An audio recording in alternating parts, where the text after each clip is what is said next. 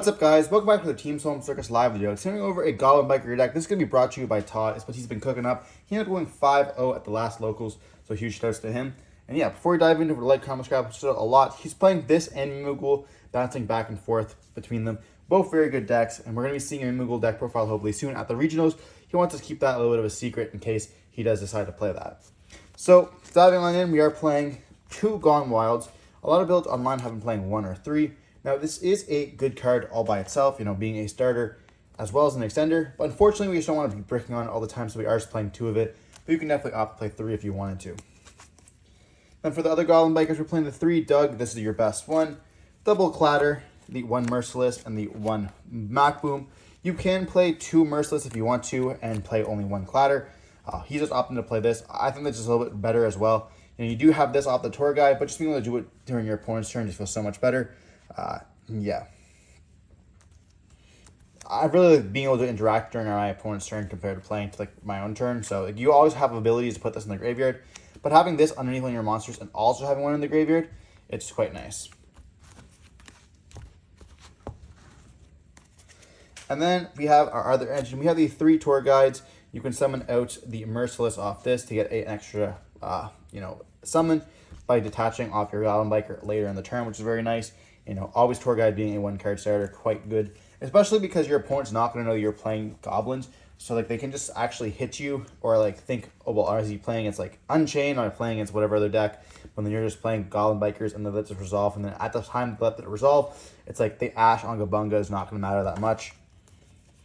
Then we have the triple Terratop and the 1 Tacky Tomborg for our secondary normal summon engine, like I guess our secondary level 3 engine here. The Goblin Bikers do stuff on their own, but with other engines like this, you know, you can summon with the Terratop. If you have no monsters, then especially with Tacky Tomborg, you have a level 3 or rank 3 right away. Very nice. Same way with the normal summon of a tour guide. You want to have like different ways to get into your rank 3s. So it's like a rank 3 turbo kind of deck. Then we are playing the copy of Wielder. This is the tuner, very important, and then also is to destroy a card when you do synchro away. You don't go for synchros that often in the deck. We'll be showing you guys one of them you can play. But yeah, it's just not something that you really often go for. Just really nice that it's there. Then for the other cards, we were playing the triple Ash Blossom, triple Veiler, double Ghost Ogre, and the triple Imperm. This is it for hand traps. You can play Nibiru if you want to, but we're just opting not to play it as well. There's also a Fiendsmith variant of this deck if you want to play that as well. They're going into like Caesar's lines and stuff. Also very good. You know, they have a level 3, or I should say a rank 3. That is a light fiend you can go into, which can just go up into your Requiem. So it's very nice that you can play those, but we're playing the hand traps instead. Then for your spells, you're playing triple Current Entrance, triple of the new Goblin Breakout. This helps you dodge Imperm and Veiler like anything, like nothing else I should say.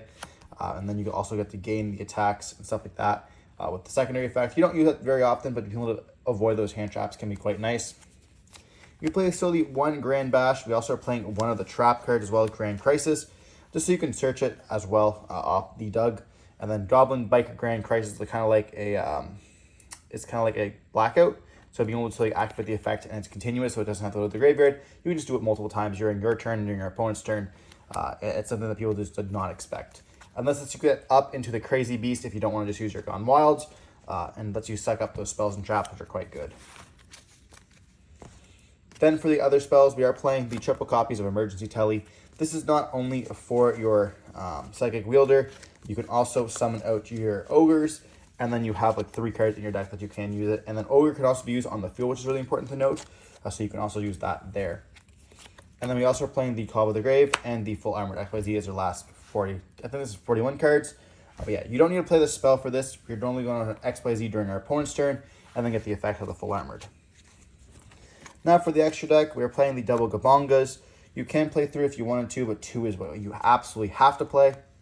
The 1 Crazy Beast for those spell sucks. The fun Break Knight, Break Sword, this is going to be pop multiple stuff. You don't have to play this, you can play a 3rd Gabunga instead. This is going to be really good against like nib tokens and stuff like that. Then we have the Armored XYZ package with the Torpedo, the Fortress, and the Dark Lancer. Being able to go up into this and then being able to suck up one of your opponent's cards just feels incredible in the world where we just pop and we take. Being able to suck or attach can be quite nice. And then we also play the Azura King and the Bamboozling Gossip Shadow. This is going to be kind of your negates. So you can go up to this, and this actually still affects the Tempai players. This affects really anything else because it turns the effect into, it also really good in Zubel, because then when they tribute, it just turns the effect into both players draw 1 card. It's also good against Nibiru as well, because this deck does lose hard to Nibiru. If you don't want to play the Fiendsmith stuff, you kind of want to be able to insulate your plays through this. So Gossip Shadow is kind of the MVP there. And then Zero King is just a monster negate. You can go into it with the full Iron XYZ during your opponent's turn if you want to. And then you have like a monster negate as well as being able to attack multiple times. And this card is absolutely huge. It's very much an OTK machine. If you don't know that, just be attentive to that. And then we have a number 49. This is so when you go second, you can just summon it out, and then you can have like a Zeus play if your opponent has like kind of swarm the field, and you don't really have any other lines you can go for. Fortune Tune just comes up quite a bit that way. Unfortunately, in a crazy meta where you have Fiendsmith, you have U-Bell, you have Bestials, and Snake Eyes running around. And then for the other cards, we are playing the Shen Shen. This is going to be one card you can definitely cut. If you want to play the F-Zero, you can play that as well. Shen Shen just for the Sigger lines. It's really going to Memento, U-Bell, and stuff like that when you have no cards. Essentially like a skill drain, or not a skill drain, but a shifter, which is just insane. And then you can put back your card to the graveyard whenever it attacks. Very cool. Then we are playing the Typhon alongside the Zeus. Typhon doesn't come up that much often, but Zeus does with the number 49. If you want to board wipe the field going second, then you can start setting up your own combo. Can be quite good. And then for the last 2 cards, we're playing the IP and the SP. If you do want to opt in to play Nanyan, you should definitely cut these.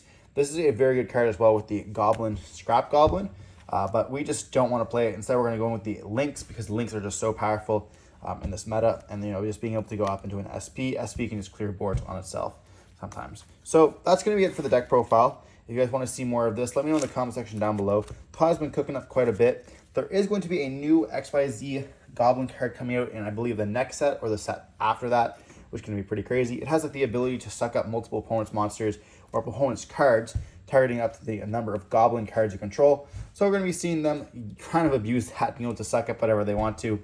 And then I know this is going to also be played at locals. I think tomorrow's duel he's playing against Snake Eyes Asmina. So if you guys want to be seeing that, make sure you stay tuned. Don't forget to like, comment, subscribe, see more content like this. Stay safe. Peace.